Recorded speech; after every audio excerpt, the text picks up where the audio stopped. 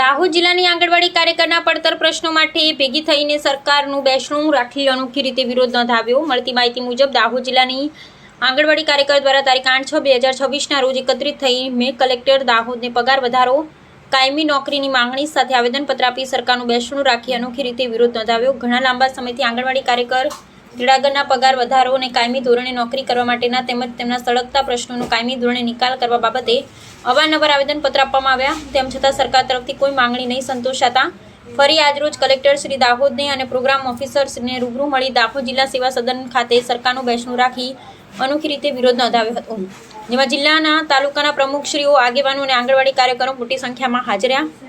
Programme officer શ્રીને રૂબરૂ મળતા ઘટતી કાર્યવાહી કરવા જાણવા મળતા સંતોષકારક જવાબ આપવામાં આવ્યો હોવાનું જાણવા મળે છે।